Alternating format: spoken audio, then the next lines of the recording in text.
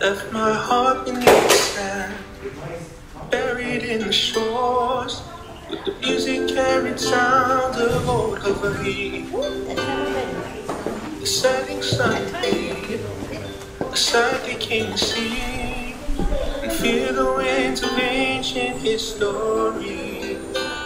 She might stand no more, but I know for sure she might stand no more. I know she will rise, she will rise, she will rise again, she will rise.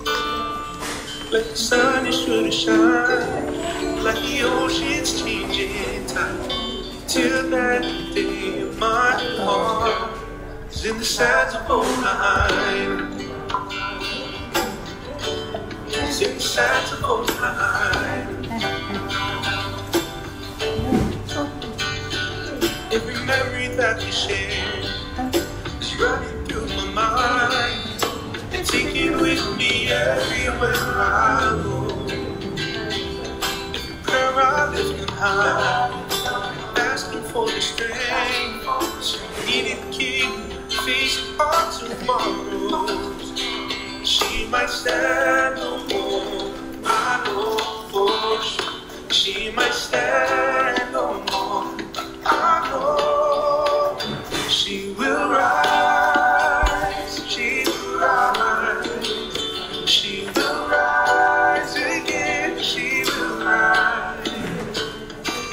Like the sun is sure to shine, like the ocean's changing time, till that day my heart is in the sands of old line. It's in the sands of old line.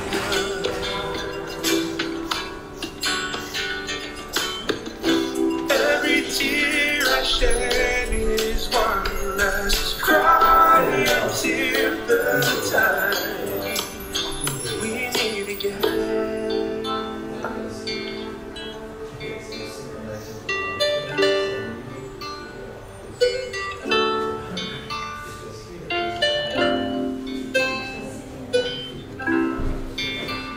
She might stand no more, but I know for sure she might stand no more, I know.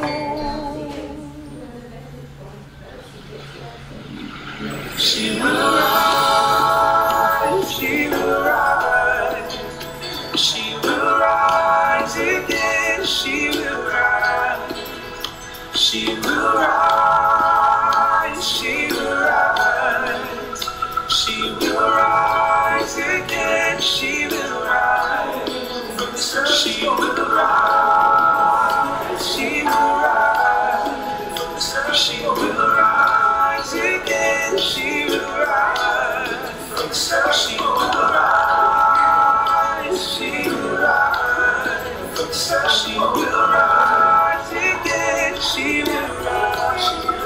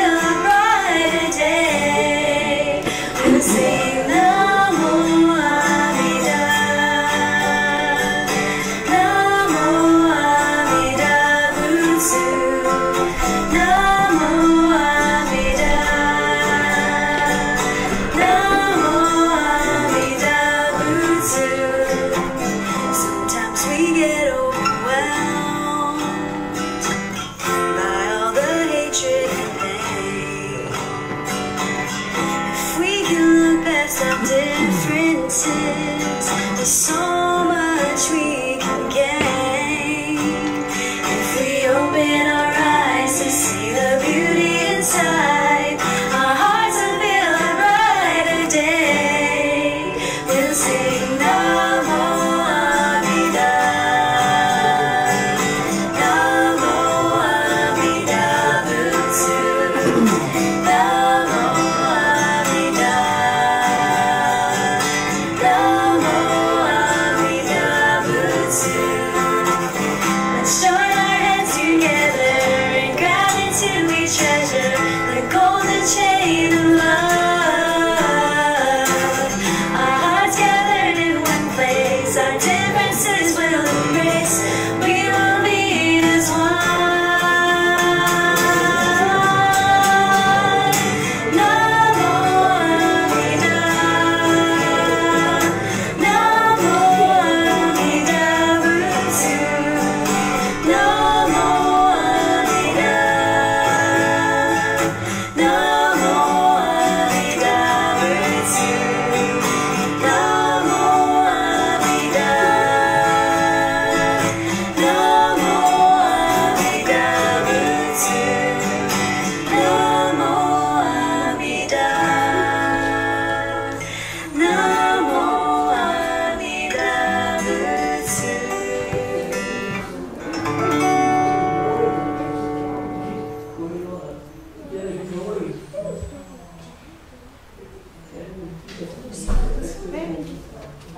The Temple of Ben.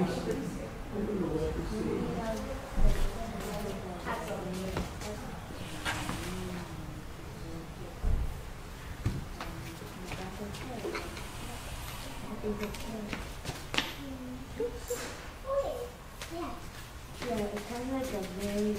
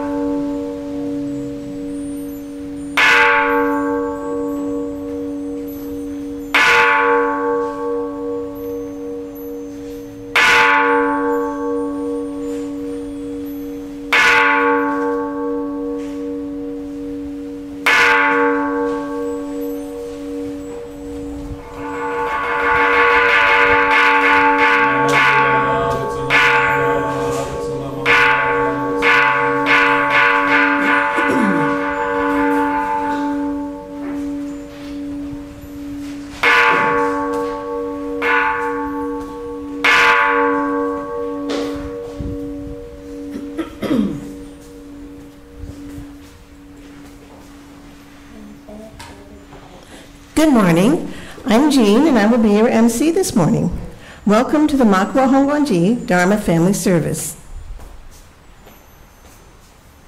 Please stand if you are able, and let's begin the service by singing the Vandana Tisarana together in both Pali and English.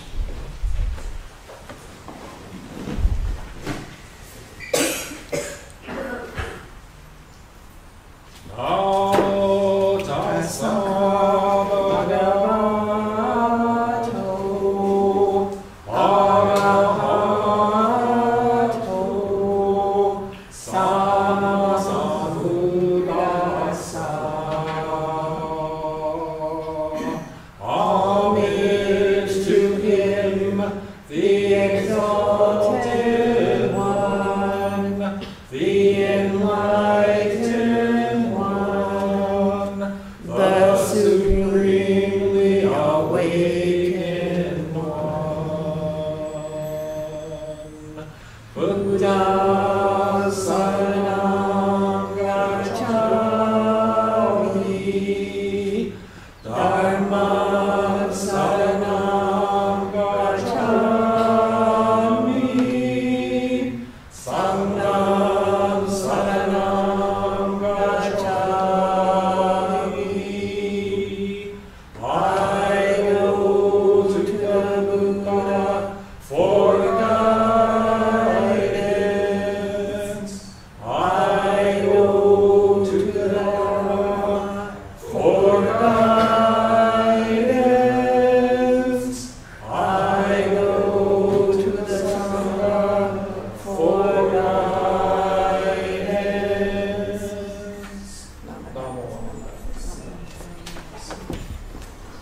Thank you. Please be seated. Let's sing the Gatha, Gasha with Amida, which will be shown on the screen. Chanting will be followed by quiet meditation.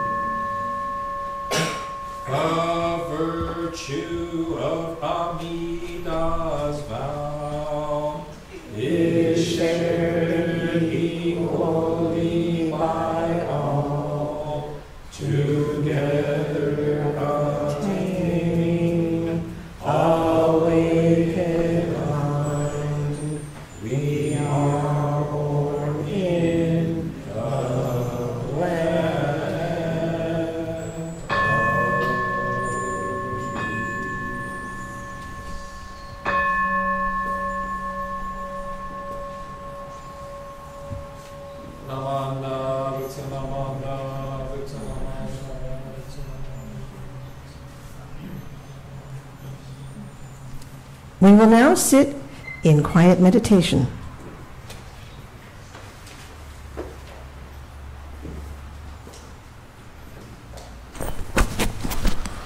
Let's sit together quietly for a few moments. So just relax and get comfortable. If you are able, sit forward in your seat and place both feet flat on the ground. Now sit up straight and align your head, neck, shoulders, and back in a straight line that goes down to the floor. Place your hands comfortably in your lap. Now close your eyes and just breathe. Breathe in and breathe out. Breathe in and breathe out. As you breathe in, you'll feel energy filling your body. And as you breathe out, any stress or worries in your mind just fade away. Just breathe. The sound of the gong will signal the end of our quiet meditation.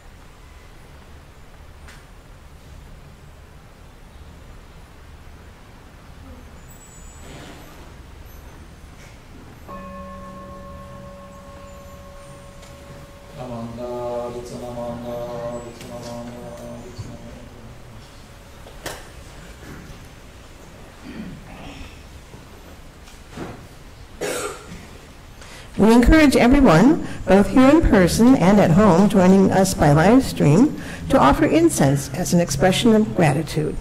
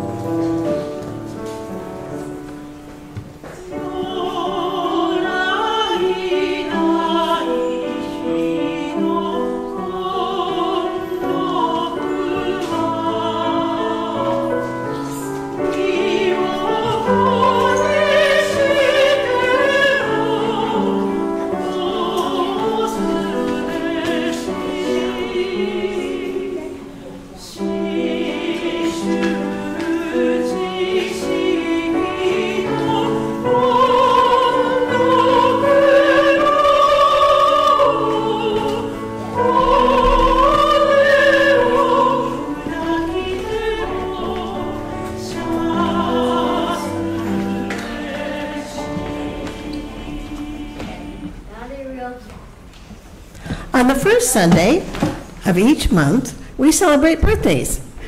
Here's a list of birthdays we know about, and if your birthday is this month, please come up to the front. Anyone for a birthday in December, please come to the front. All righty. Anybody who just want a reward for coming to temple service this morning? Okay, we have candles to light in the cupcakes.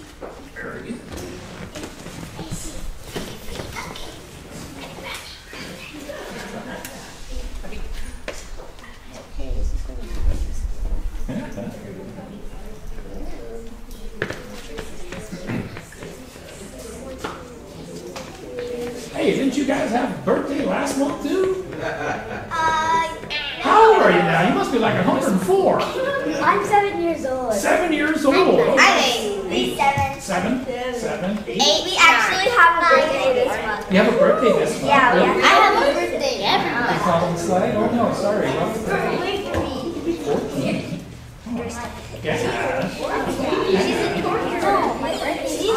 I'm the 14th. I thought you I'm turning 11. Oh, okay. Right? Kenna's birthday was yesterday. Yeah. Oh boy! How old are you now, He is babe? a crazy girl. Okay, for some reason Siri picked that one up. I guess stop that.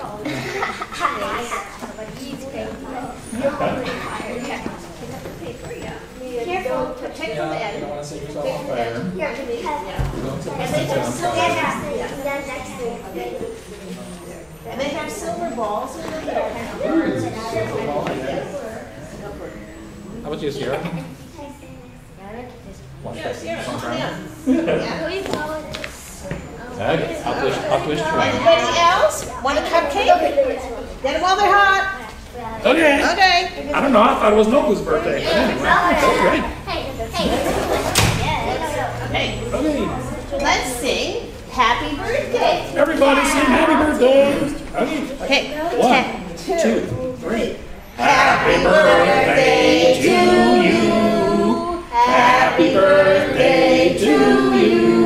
Happy birthday, dear friends. Happy birthday to you. Okay. Oh no, don't burn your face there, dude. Alrighty then.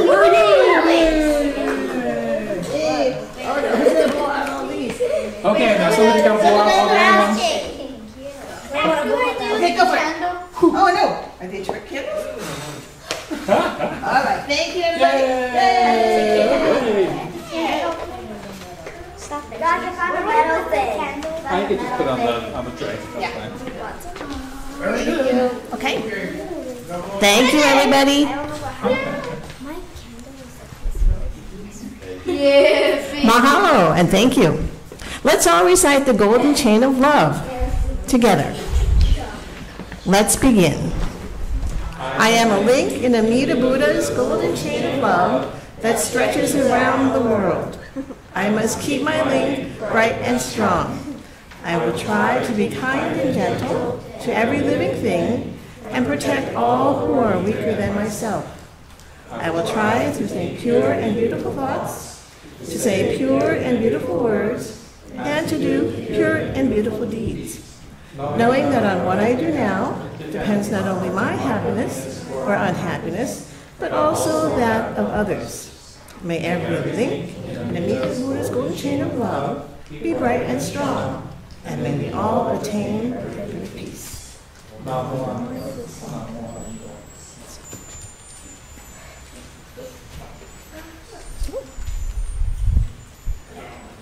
And now, live from Makawao, it's Children's Dharma Story Time. Starring me, Barkley the dog, and Lucy the ladybug, the love of his life. Today's story is Taste Your Words by Bonnie Clark, illustrated by Todd Bright.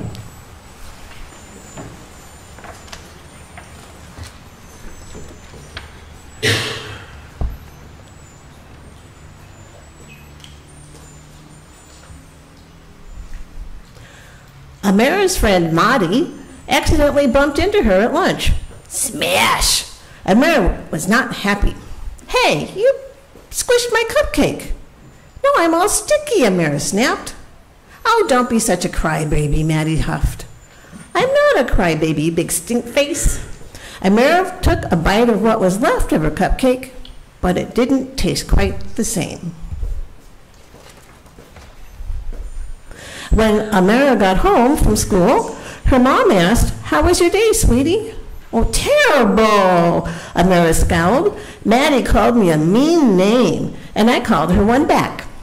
"That must have tasted yucky," her mom said. "Make sure to taste your words before you let them out of your mouth." Amira just sulked. Amira grabbed her crayons and notebook and plopped down. Her little brother, Ramy, picked up a crayon. "No, you can't color with me. You're just a teeny tiny baby." When she said the words, she tasted lemons and dirt. Blech! Amira tried to spit out the sour taste, but it lingered.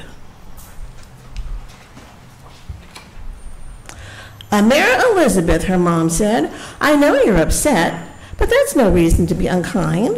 Apologize to your brother, then help me with dinner." "But Mom," Amira whined, "I don't want to."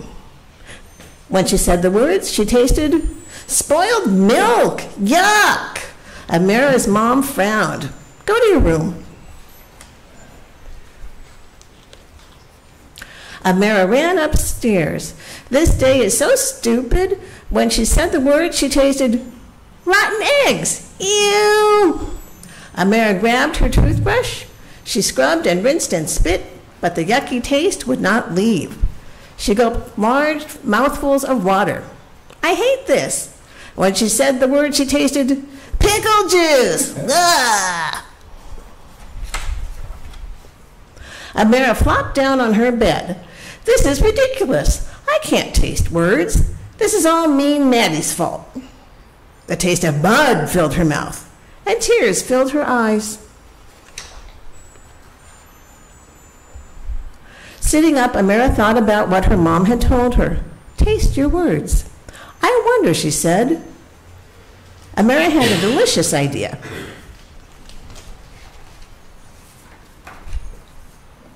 "I'll share." Tasted like birthday cake. "Can I help?" Tasted like peppermint. "You go first." Tasted like oranges. "Please." Tasted like jelly beans. "That's better," Amira exclaimed. She knew what she needed to do. Amira dashed down the stairs. "Mom, I'm sorry for all those yucky things I said." Cold, creamy strawberry ice cream oozed around the two small words. Her mom gave Amira a squeeze. "I'll help with dinner," said Amira. "Caramel! Yum!" Amira ran into the next room and scooped up her little brother. "I'm sorry I wasn't nice to you, Ramy. Want to color with me?" Instantly, she recognized the flavor of her favorite fruit, watermelon, juicy and delicious. The next day, Amira rushed up to Maddie. "I shouldn't have called you that name, Maddie. I'm sorry. Will you forgive me?" As soon as she apologized, Amira licked her lips. They were sugary sweet, like cherries. Maddie threw her arms around Amira. "I'm sorry, too." The day grew sweeter as Amira tasted her words in class, at lunch, and on the playground.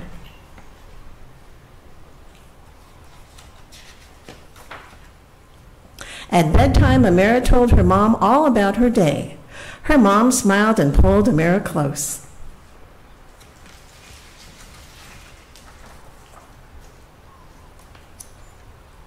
Just then, Louis leaped onto the bed with a shoe in his mouth. "No, Louis, bad, bad dog," her mom said. Louis dropped the shoe and tucked his tail. "Mom," Amira said, "did you taste your words?" "Dog food, yuck," her mom frowned. "I guess I need to practice tasting my words too." Then Amira had the yummiest words she'd tasted all day. I love you. I love you too, her mom said. And they both smiled, savoring the taste of sweet words drizzled in chocolate. The end. And that was the story. Taste Your Words, pardon me, Taste Your Words by Bonnie Clark, illustrated by Todd Bridges. Dang, you got a great story? Did I surprise you? I got you from behind. Okay. Hey, wasn't that a great story? What part of the story did you like? Really? Not here. He's not here. Gav's not here. Okay, how about you, man? No, Mia's not here. How about Lindsay? What part of the story you like? Oh, she's meditating. Okay, that's okay. How about you, Tori? Hi, nice to see you too. Hey, how about you, Sierra? Okay, this is not working out too good. Audience interaction. Let's try over here. Hey, go. How's it going? What part of the story do you like? Yeah, how's it going? What about Benji and Ace? Yeah, you know. How about the idea of Benji? How about you? What part? Pizza. What does it taste like when you say pizza? Well, how about you, Ace? What part of the story did you like? Spaghetti. What does spaghetti taste like? Don't say ducky. Say anything, other people like. Ducky! Yeah. Bucket cat! Oh, it tastes like a what? Oh, the bus cat. No. Bucket cat! Pancake cat. Where did pancake cat come from? Well, you know, because when I say hee-haw, it tastes to me, it tastes like candy. Okay, let's try that. Everybody, take a deep breath. And say, hee-haw! Doesn't that taste like candy? No. It tastes like air. Oh, Sensei, I think something's wrong with your sense organs there. That's okay. Well, tell me, Sensei. Let's try another word. Oh, here's a challenging word for you, Sensei. What does Namu Amidabutsu taste like? I don't know, Lucy. They didn't teach me that in the seminary. Let's ask Mia. What does Namu Amidabutsu taste like? Chocolate. Exactly. She's not here. Okay. Well, there's a very good lesson for the adults in the room. You have to be present to taste your words. Okay, and with that, Sensei, nice segue. Let's go to Dharma school. Okay, and remember, be good. Be good.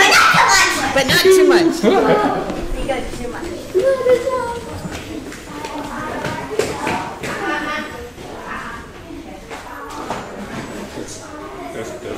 This. You take control now. Yeah. Okay. Under I the took the cover camera. off because it didn't want to flop. Just, I don't know, the microphone thing is just kind of. Okay, no, can you hear? It's actually more fun to be hidden. So. Okay. All right, let's try the big mic here. See if this works any better. Test. How's that? Okay, compared to this one, test. For some reason, the wireless doesn't like this place. Test.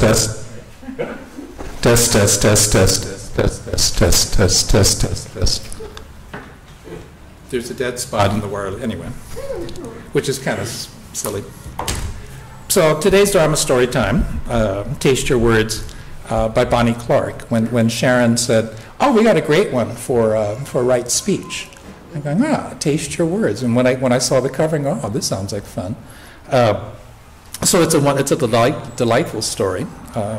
And like a lot of children's story, it's actually for the adults because it asks us to taste the words in our mouth, to think about what the words will taste like before we say them. So when we speak angry words or hurtful words, words that are used to discriminate against people who are different, the taste in our mouth is yucky, disgusting, and bad. When we speak kind words, the taste in our mouth is pleasant, enjoyable, and good. So what a wonderful way to reflect upon how our thoughts and words and actions impact others. I also love the way that the author puts a little twist at the end because the mother forgets her own words. Right? Taste your words. And so she gets mad at the dog. Oh, that's right. I was going to do a dog joke about the dog bringing a bone onto the bed or something. So anyway, and then, right, so the child reminds the parent, taste your words, taste your words. And, so she experiences a very yucky taste in her mouth.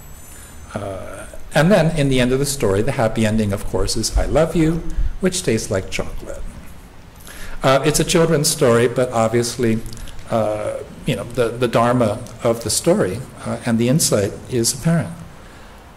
So what would happen, if would we actually say hurtful, demeaning, angry words if we actually experienced a yucky taste in our mouth? You think about that, right? So at first, the adult in me says, yeah, but that doesn't happen in real life.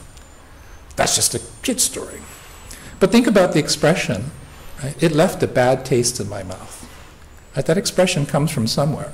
It's a very universal experience of experiencing, of thinking or saying or doing something that later we regret. Right? And it's something that leaves a bad taste in our mouth. So there's actually something to this. The great American poet, oops, sorry, I need my...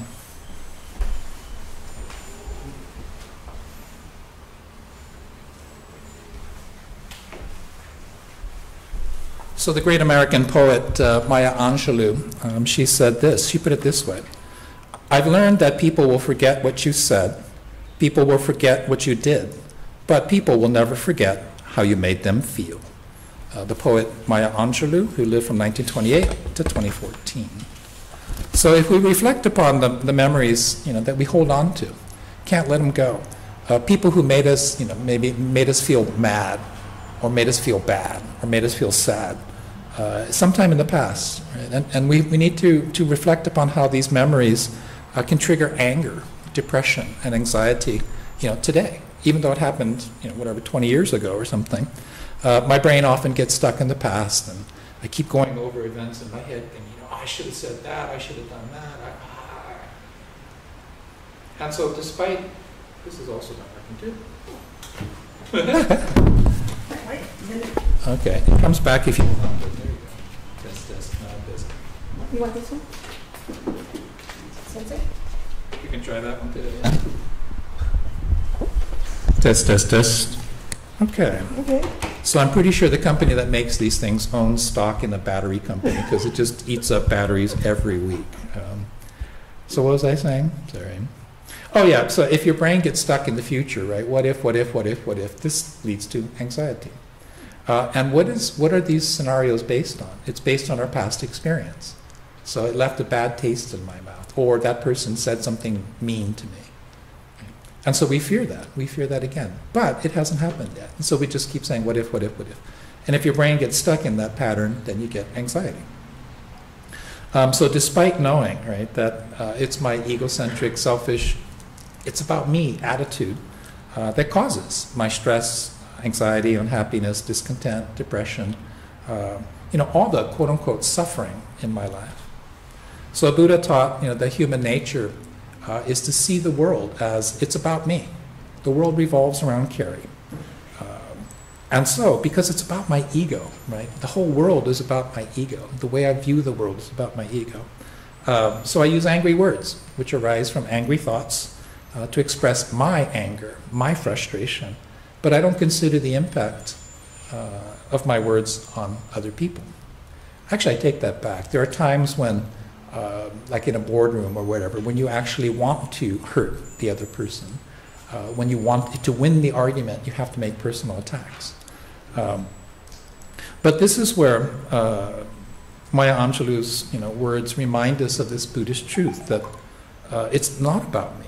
The truth of non-self teaches us that this unrepeatable life cannot be about just me, because we don't exist without other people. So these self-centered, selfish, egocentric thoughts and words and actions, they make us feel good for a little while. But the consequences of those thoughts and words and actions ripples on into the future. So by experience, we know we feel better after venting our anger, venting our rage, quote unquote, letting off steam. It's actually a good thing, right? Psh, so you don't explode. But the truth is, the other person is not going to forget or forgive us that easily. So how many times have you regretted giving in to your anger or feeling victimized? Now, I do this all the time. I easily give in to my anger. I easily feel like, well, yeah, it's about me, right? That everything is happening because of me. Right? But when I think about it, this adds additional stress to my life. Do I need this? No, I don't. No, I don't. So despite knowing the truth about myself, I continue to give in to anger. And I think of myself as the aggrieved victim. When in fact, I'm the causes and conditions of my own suffering. So this is what it means to be a karmic fool, utterly human. If you've heard the expression bombu in Jodo Shinshu, it's just an absolutely ordinary human, unexceptional person. So we know the consequences, or we can at least anticipate the consequences of our thoughts, words, and actions, and yet we continue to make the self-centered choice. This is the human condition, as taught by the Buddha. So Auntie Sharon, chose this book for the children's Dharma story time because the Dharma school kids are going to be doing an activity based on right speech. So it's one of the Eightfold Path of the Noble Ones. So let's explore the Eightfold Path and see what it means for us today. To get to the Eightfold Path, you have to start with the Four Noble Truths, the fundamental teachings of the Buddha, which basically says suffering, or suffering, stress, unhappiness, right, exists. Like it or not, suffering is there. So suffering, stress, unhappiness is caused by craving, desire, attachment. In Sanskrit, this is called tanha. Extinguishing one's craving, desire, and attachment, right? This is liberation from suffering, stress, and unhappiness. It's possible. It's achievable. So nirvana, which we all have heard of, right, is actually a verb which means to extinguish. Right? To extinguish these cravings and desires and attachments, the thirst called tanha. So you can extinguish this stuff, and that is nirvana. So it's not a place where you go. It is a rock band from the 90s or 2000s or whatever it was. But nirvana is not a place you go. It is a state of having extinguished all of your desires, cravings, and attachments. If you're actually able to do that, what would happen? You become a Buddha. You become one of the noble ones. So how do you do that? How do you extinguish, right, these cravings, desires, and attachments? Well, the way is the Eightfold Path. And so the Eightfold Path is quote-unquote practice-based. And in the Buddha's time, it required you to renounce this world, give up everything, shave your head, become a monk, in striving, every moment of every day, trying to get rid of craving, desire, and attachment. So this is kind of hard to see, I guess, because the letters are black. But so you're all familiar with this symbol, the Dharma Chakra, the Dharma wheel, or the wheel of Dharma. So it has 8 spokes. 8 spokes. This is one of the symbols of Buddhism, of course. So the 8 spokes, right, like the Nenju mindfulness beads that we wear, that we use every day, it represents the interconnected and interdependent nature of existence. So the reality as it is, reality is we cannot exist without other people, without other forms of life. Just as a wheel doesn't function if it doesn't have the spokes. So each spoke of the wheel represents one practice of the Eightfold Path, which really defines monastic life. So if you want to be a real Buddhist, you have to become a monk. Or at least this is the way the Buddha taught 2,500 years ago. So basically, there's no particular order. Right view, right intention, right speech, which we're talking about today, right action, right livelihood, right effort, right mindfulness, and right meditation. So in the Praises of the Buddha Gotha book, so this one, which you've probably seen, there's actually 2 versions of the Eightfold Path. And the children's version goes like this. Third, right speech. And then the children say, we should be truthful and kind in all that we say. The adult version says, the leader says, third, right speech. And everyone says, to refrain from pointless and harmful talk. Speak kindly and constructively. So, this is a very practical advice. It's a real world approach to quote unquote tasting your words, watching your words. So pointless, right? Refrain from pointless and harmful talk. And this includes gossiping, rumoring, complaining, without actually solving the problem. Now, I do this all the time. To bitch and moan about stuff and just, somebody should do something about it, without actually addressing the problem. As an executive, of course, you assign people to address the problem, but kindly, right? To show consideration of other people's feelings. Constructively, to lead to a mutually beneficial and satisfying solution. So each step of the Eightfold Path can be interpreted in a similar, practical, real-world way. In real life, the Eightfold Path is good advice. It's great advice for cultivating a positive mindset, optimistic attitude, and moving away from self-centered worldview. Right? But if we could truly realize, and live our lives on this path, we would be considered the noble ones. The noble ones, who are people who have achieved spiritual understanding, awakened to the truth. So they're far advanced, away from ordinary people. But what if you're not a monk? What about kids? What about kids? There you go, Sierra. Tell your dad, yeah, I'm going to shave my head and become a monk and go off and search for the truth. Okay, maybe not. So we always say the golden chain. Right? Did you know the golden chain of love is actually a simplified version of the Eightfold Path, and it's originally intended for children. I keep repeating myself on this part, but the Golden Chain of Love was written by Reverend Dorothy Hunt, the first non-Japanese female to be ordained as a priest in the Jodo Shinshu Honganji tradition, early 20th century, here in Hawaii. So the Golden Chain of Love is, 1, intended for children, 2, it is made in Hawaii, and we could take pride in that. So the next time we recite the Golden Chain of Love together, consider it as an expression of the Eightfold Path. But you have to remember the Eightfold Path is supposed to be practiced in the context of becoming a monk. So if you're not a monk, the Eightfold Path is kind of a guideline, but it's not the rules that you live by. And that's the key difference. That's the key difference. It's easy to say Buddhism is a philosophy, something that I choose. I pick and choose the parts that I like. No, it's becoming a Buddhist, becoming Buddha takes huge commitment. So what are you going to do if you're not a monk, right? Or if you're not able to become a monk? Sierra, I don't recommend becoming a monk. It's, having a shaved head is no fun. You got to shave every day because otherwise it gets bumpy. So born human, right? The Buddha taught we're attached to our ego, its insatiable cravings and desires and attachments. So we may or may not be able to become Buddha in this body, in this life, with this mind, through our own self-effort. So what are you going to do? Here's the easier version to see. So, Jodo Shinshu Honganji tradition says through inconceivable causes and conditions, right, we've been brought to hear Namo Amida Butsu, we've been brought to entrust in Amida Buddha.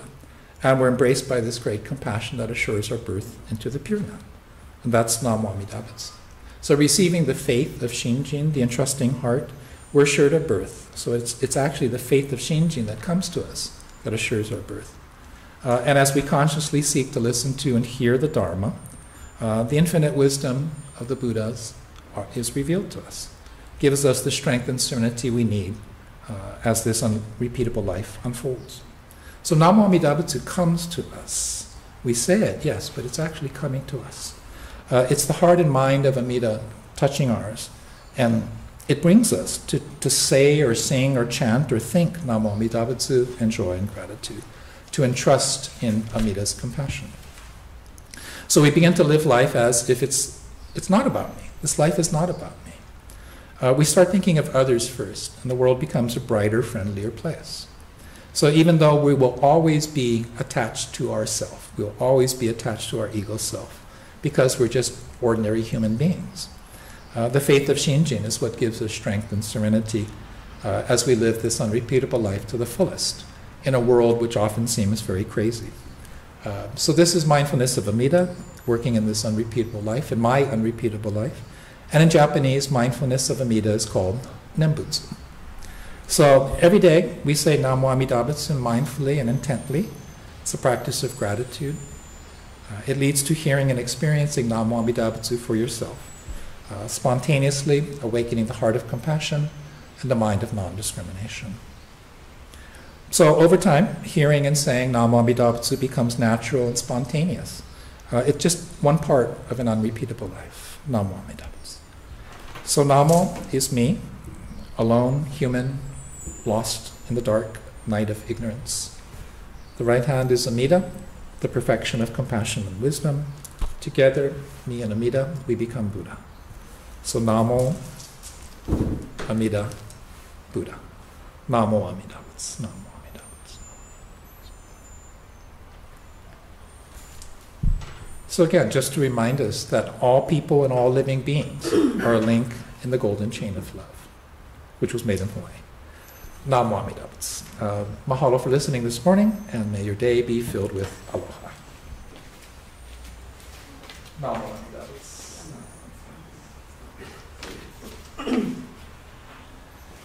Okay, you need that. Thank you.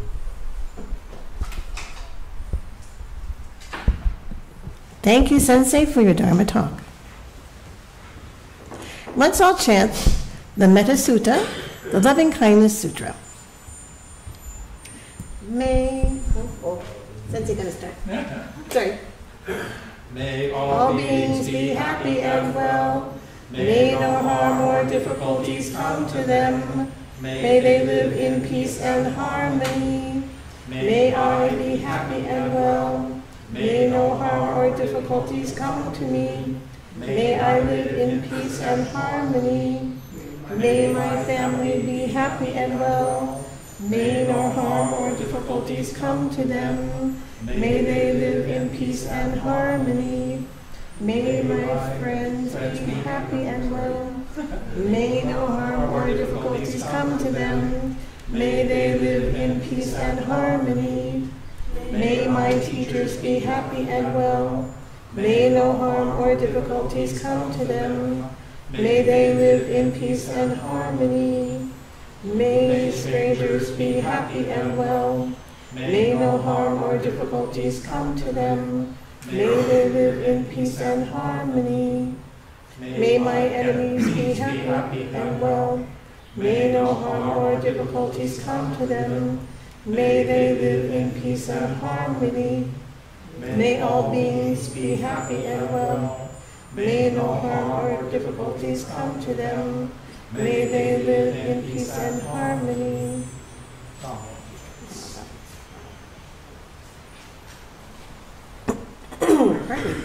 Please rise if you are able, and let's sing Ondok-san, which will be found on the screen or on pages 135 of the Red Service Book.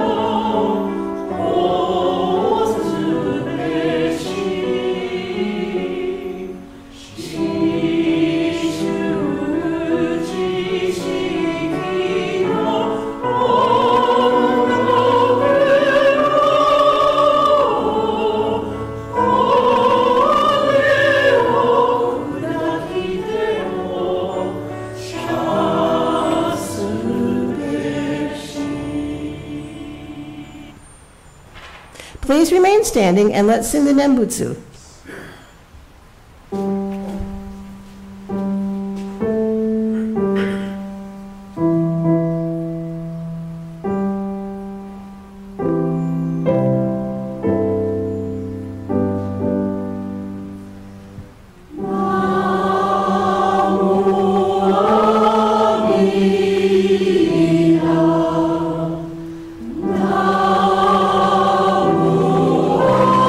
Namo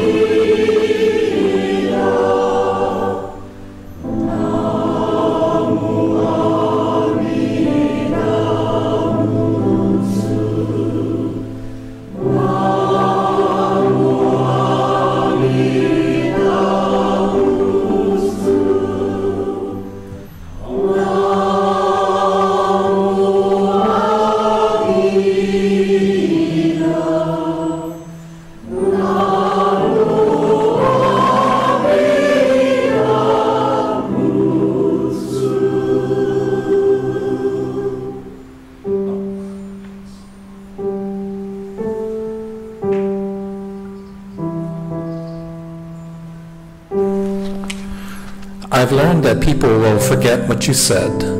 People will forget what you did. But people will never forget how you made them feel. The words of Maya Angelou.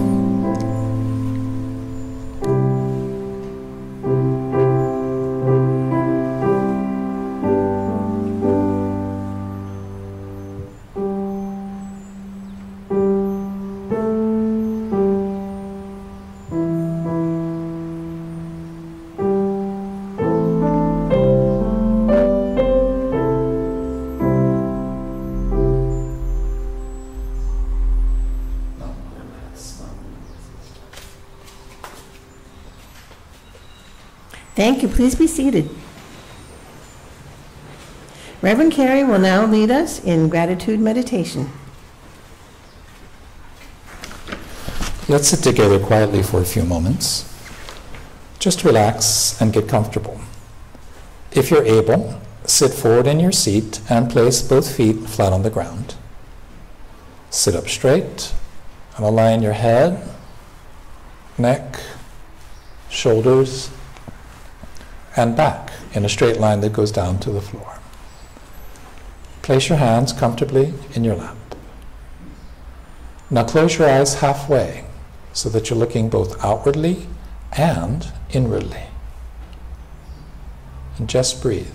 Breathe in and breathe out. Breathe in and breathe out. As you breathe in, think of something for which you are grateful. And as you breathe out, just say mahalo. Just say thank you, thank you, thank you. Just breathe. The sound of the gong will signal the end of our meditation.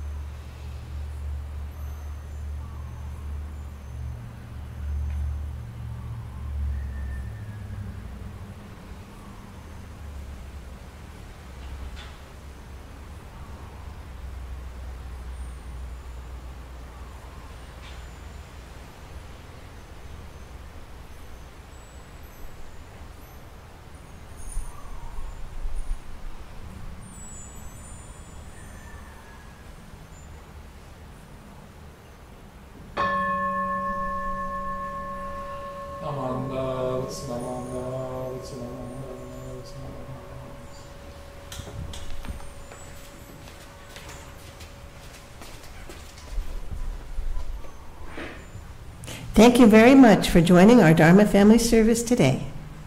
May your day be filled with aloha. Do we have any announcements, Sensei? Okay. So next Saturday is Mochitsuki, and I think it'd be see Diane for what we need to bring, etc. What time is that? Mochitsuki, or who's doing Mochitsuki? Bobby, I think it's 8 a.m. starts. I'm sorry, what? 8 a.m. 8 a.m. 8 a.m. 8 a.m. in the morning, okay. So show up bright and early on Sunday for Mochitsuki. Next Sunday is church cleanup, so please come and help us clean up. If you're interested in the altar pieces, we're going to be taking down some of these metal pieces to clean them off. So if you'd like to for example, try dismantling the circular lamp here. It's lots of fun. And there's special solutions we use to make it nice and shiny. So we'll be cleaning up the altar as well. Oh, question? Yes. So for cleanup day, we start at 8 a.m.? I don't know. 8 a.m. 8 o'clock? Oh, okay, let's put that in there. 8 o'clock in the morning for both Mochitsuki and temple cleanup. No service on the 24th, although some temples insist upon having service because we're not celebrating Christmas, but we'll see how that goes. At about 6 o'clock in the evening, let's just set it as 6 o'clock in the evening, that's what's in the newsletter. New Year's Eve service, Joya-e, which includes ringing of the temple bell, and also toshikoshi soba noodles, which is the traditional noodles you eat to pass into the new year. And then in January, January, 9 o'clock in the morning, we'll have New Year's Day service, be a short service, and we'll be serving ozoni, I think. So that means January 7th is the first Sunday service. Note that I'm not going to be here. I'm actually going to be in Los Angeles. It's my mother's Beiju, so it's her 88th birthday party. So I'm desperate. Does anybody have the gold hat and the gold vest? Just somebody might have one in the closet. I'll probably order it and have it shipped over from Japan. So if you know anybody who's doing 88, we'll have a set here at the temple. And then, yeah, we'll have third Sunday and then Dharma family service. Columbarium is always open every day. Anybody else? Yes, Wesley, go ahead. We're selling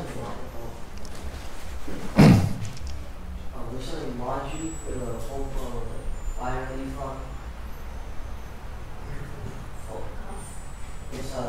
It's $7 for a bag of 5 manju over there. How many are there? Like 15-ish. Okay, we'll work on that. Okay, so that's $7 per bag of manju, and there are 5 manju in a bag, 13 left. 13 bags left, and the money goes 1, 2, to 3, 4, 5, 6, 7, 8. Hampa's 9, 10. Wildfire Relief Fund. Yeah. Okay, Thank you. we can sell it out. Yeah, it's a fundraiser that's being put on by the Junior YBA, who made all the manju. It's handmade. It's good stuff. Handmade, good stuff. Very good. Anybody else? Okay, very good. Well, I'm going to be going off to Kahului Honganji after this. They want to do appreciation lunch or refreshments or whatever. So anyway, thank you very much for coming, and we will see you next Sunday or next Saturday.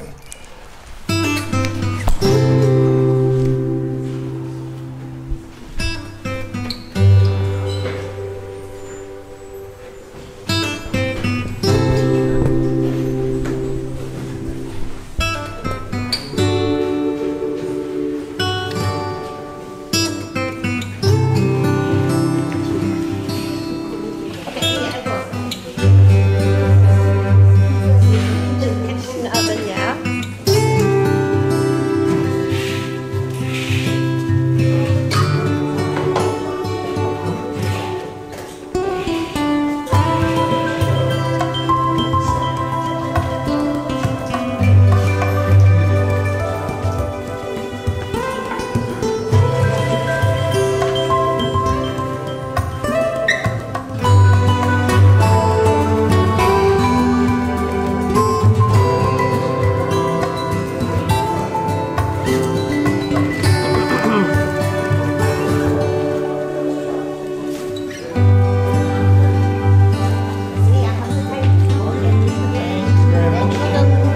Okay, so I'm gonna run upstairs because it's my refreshment day, but I usually turn off the cameras.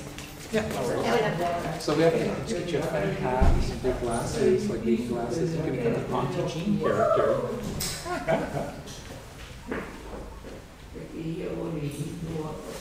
Okay. Okay, now who here share my So this works okay? We turn this off, I have to use these. I cannot turn it off with a button here. So it's not about switching back. You have to take your phone out. I can have that phone. Well, you know, you can't have everything. Yeah. And so the wireless doesn't work. It works, but